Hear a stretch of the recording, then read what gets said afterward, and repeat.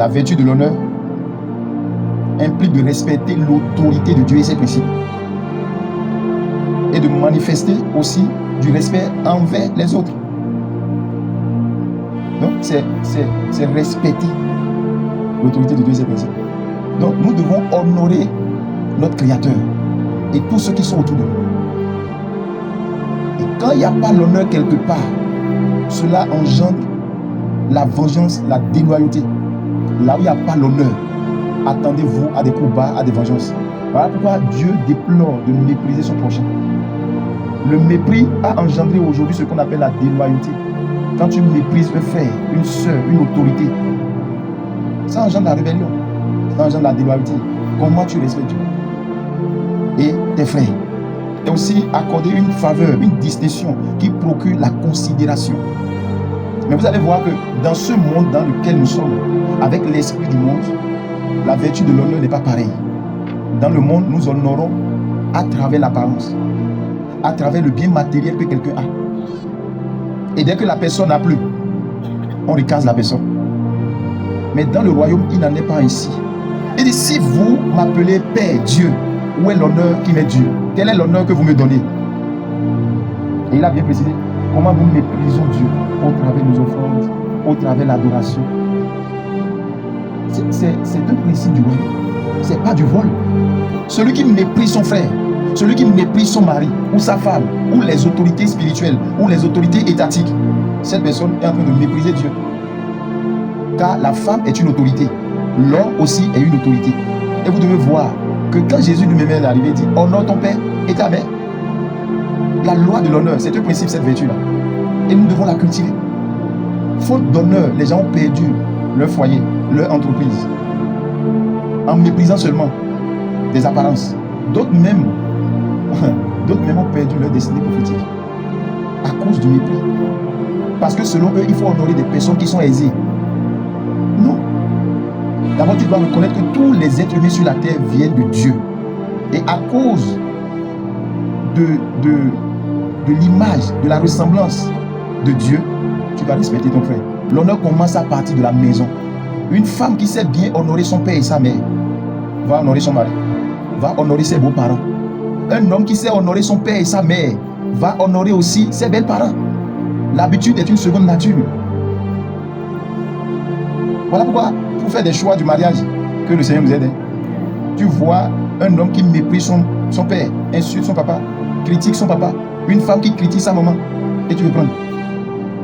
Attends-toi à cela. Donc, nous devons respecter, leur rendre hommage à tout moment. Respecter, honorer son père et sa mère. C'est très important. Très, très important. Combien d'entre nous avons perdu cette vertu-là? Nous avons perdu. On méprise tout le monde. On méprise l'effort des gens à côté de nous. Que le Seigneur nous aide. Quand il suffit seulement que Dieu t'élève en dignité, c'est fini. Le mépris commence. L'orgueil commence par naître. Est-ce que vous savez que sans vous, moi, je ne suis rien? Je dois vous honorer. Ce n'est pas parce que Dieu m'a mis à part et a mis son notion sur moi qu'il me donnera le droit de vous mépriser. Ce n'est pas parce que tu es élevé en dignité que tu vas mépriser les autres. Non. Attention, bien-aimés. Très souvent, nous sommes superficiels. Et l'honneur que nous donnons aux gens aujourd'hui n'est qu'une tradition humaine.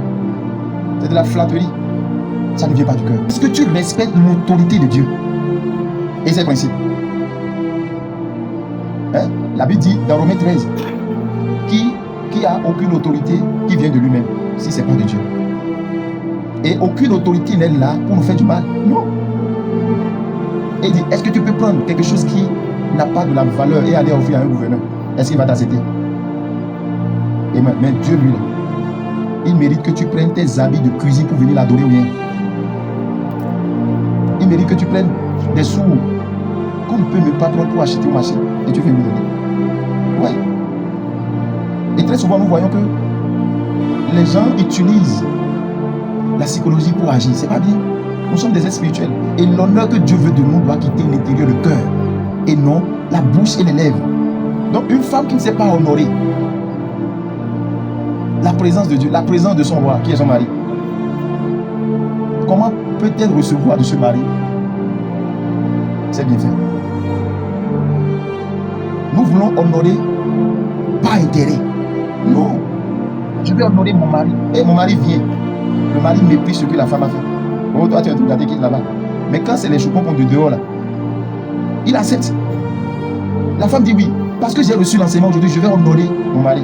Il dépose, il faut boire d'abord. Bois l'eau là d'abord avant que je le bois. Tu veux me tuer? Est-ce que prochainement cette femme là va encore honorer?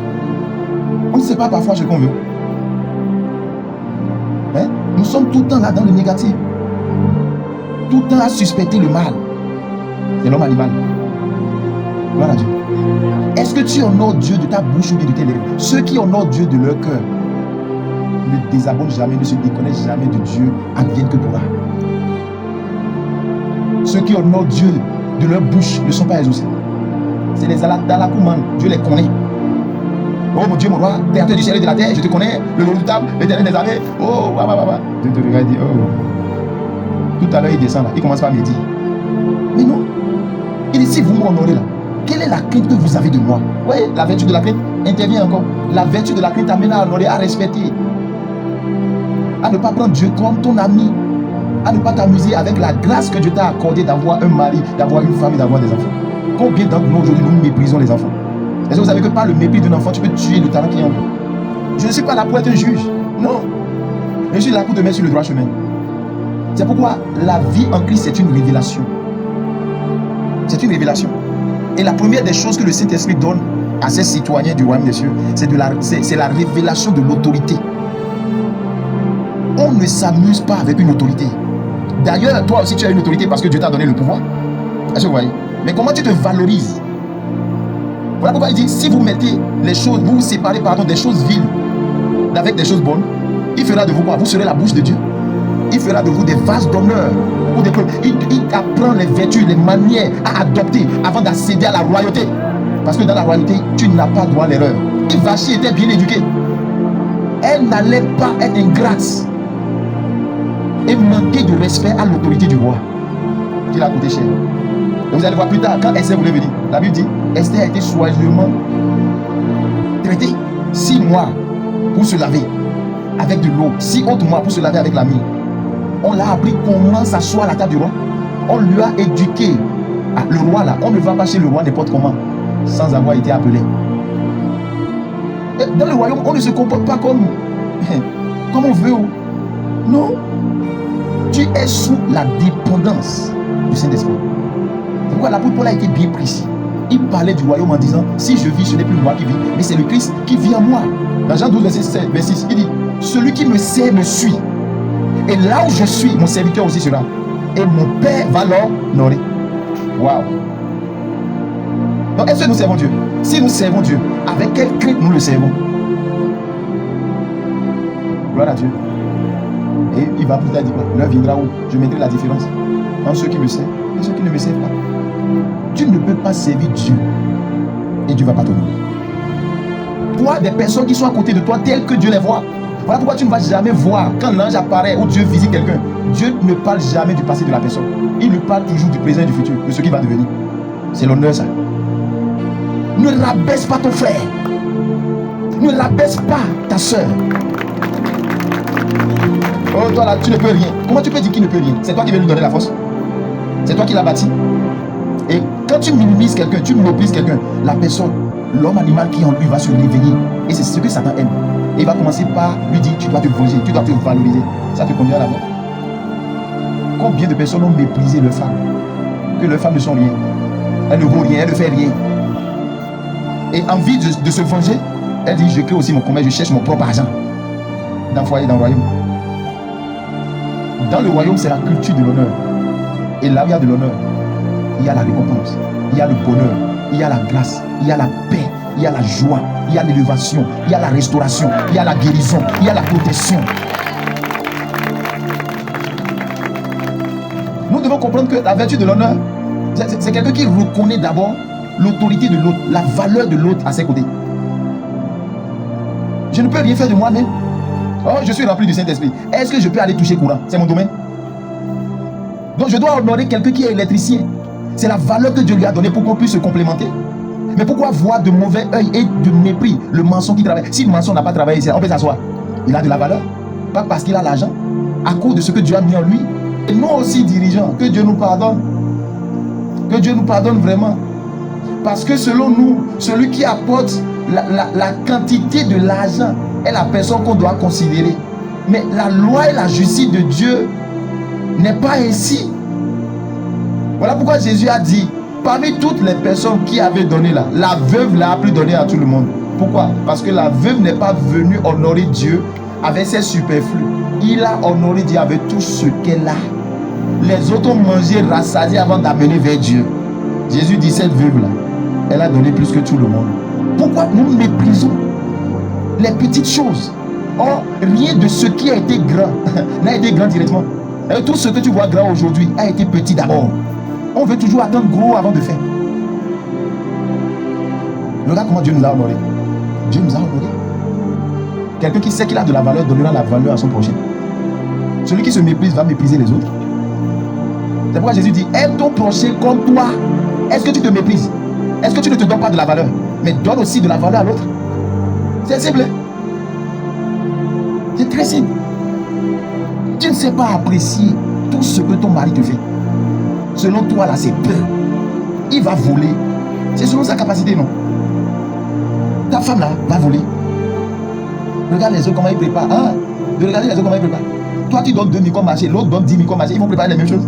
1 Samuel chapitre 2, le verset 30. C'est pourquoi voici ce que dit l'Éternel, le Dieu d'Israël. J'avais déclaré que ta maison et la maison de ton père marcheraient devant moi à perpétuité.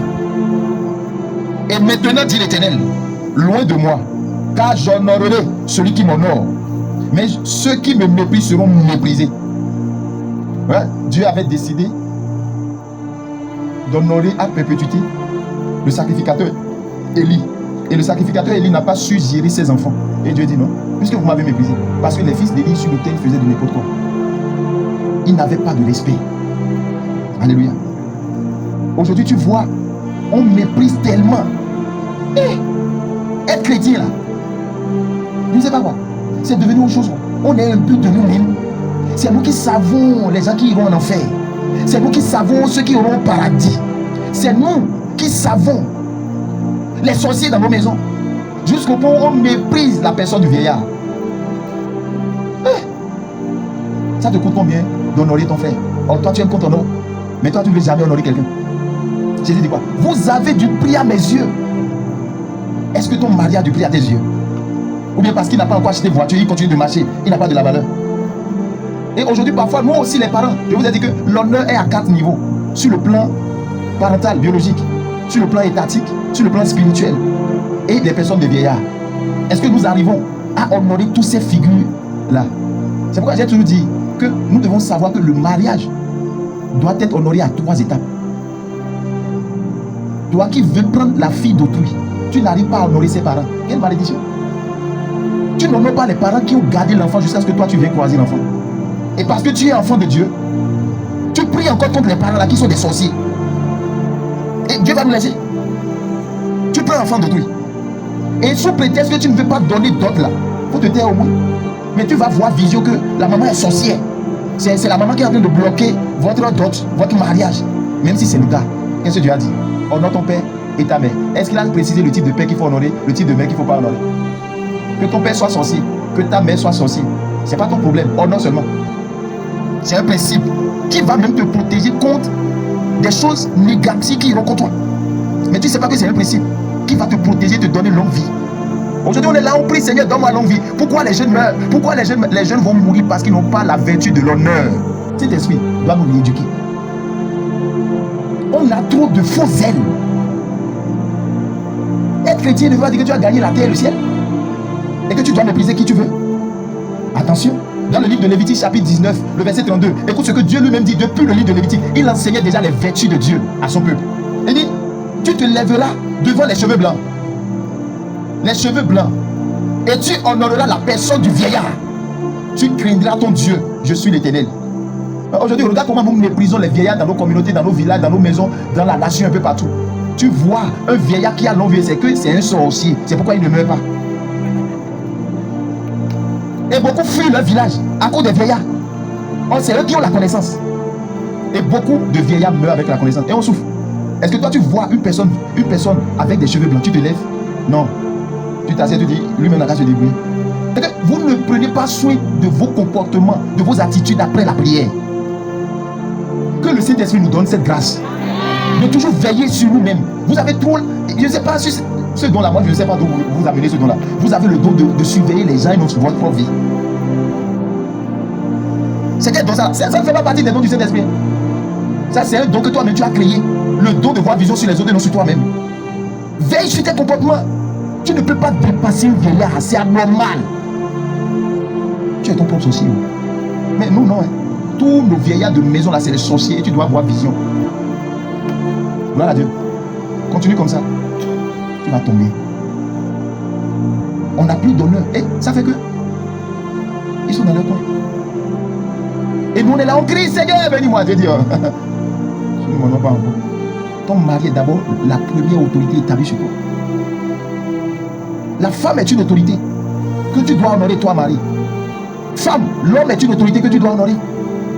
Et en lui donnant de l'honneur, c'est à Dieu que tu es en train de donner parce qu'il a été créé à l'image de Dieu. Et cette clé-là va t'amener à ne pas critiquer, va t'amener à respecter ses choix. Ah, viens ici. La personne, tu l'as commandée. Tu ne lui dis mais pas merci.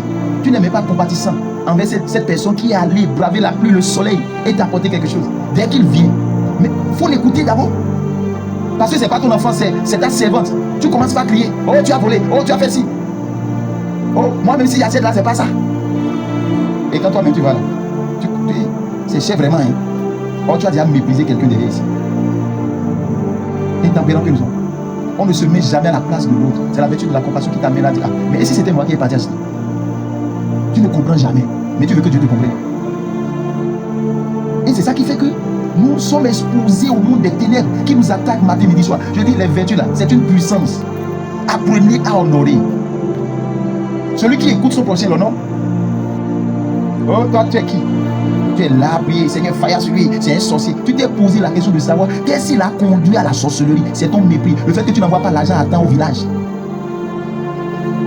Et tu prends l'argent là pour aller dans les bars boire avec des jeunes filles. Et après tu dis que Satan est derrière moi. Je dors, je vois, je suis sur l'eau. C'est normal que tu sois sur l'eau quand tu dors. C'est normal que tu te trouves dans la brousse.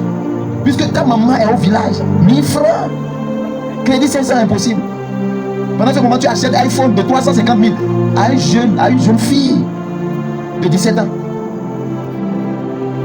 Pendant que ta femme qui souffre avec toi est à la maison, en train de chercher quoi manger. Elle a souffert avec toi jusqu'à ce que tu as trouvé le boulot. Maintenant, tu commences par la mépriser. Oh, tu n'es plus de ma classe sociale. Oh, non, je ne peux pas te présenter à mes amis. Tu n'es pas assez belle. Tu veux que cette femme ne mange pas la sorcellerie? Dieu va la soutenir dans sa sorcellerie. Douleur des gens. Ah, c'est quel mépris ça là? Et nous voulons nous conformer comme l'esprit du monde. Ah bon? Donc tu es désiré aujourd'hui. Tu as oublié que ta femme là allait chez ses parents prendre farine, elle vole farine et vous mangez ensemble. Vous buvez gari tard la nuit. Tu as oublié tout ça. Et maintenant tu as trouvé l'argent. Au lieu d'honorer un peu seulement, tu dis non, viens Caracas là. Ah bon, viens Caracas. Viens Caracas va se transformer en hibou la nuit. Et Dieu sera d'accord. Voilà, parce que tu as violé un principe, une loi qui s'appelle l'honneur. À qui l'honneur est dû? Le fait de mépriser la souffrance de ta femme, la souffrance de ton mari, de ton homme, de ton père spirituel, de mépriser la souffrance même de nos autorités spirituelles. Va être dirigeant, tu sauras ce que c'est. Ils ne dorment presque pas la nuit. Ils sont attaqués de tout part. Et toi, ce que tu trouves à dire, il n'a pas bien géré le pays. Va gérer, on va voir. Et on nous incite à la rébellion contre les autorités. Et vous voulez que Dieu nous aide. Dieu ne peut pas nous bénir. Dans le royaume là, c'est la dépendance. On se soumet à l'autorité établie, point bas. Il n'y a pas d'opposition.